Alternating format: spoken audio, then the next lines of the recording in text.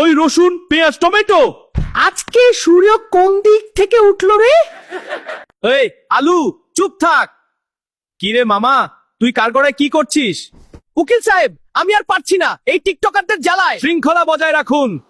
চুপ কর শালা, সব নষ্টের গোড়া তুই।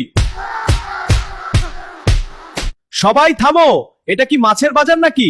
না জজ সাহেব, আজ আমাকে বলতেই হবে। আজকাল পঞ্চম শ্রেণীর সেই স্কুল শিক্ষার্থী থেকে শুরু করে 17 বছরের বৃদ্ধ পর্যন্ত টিকটকে মেতে উঠেছে।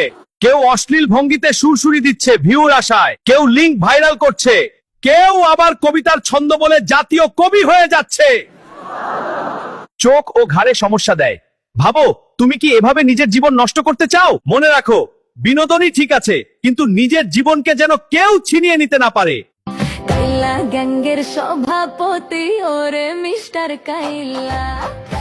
কুত্তার বাচ্চা আবার টিকটক শুরু করেছে, থামা গানটা।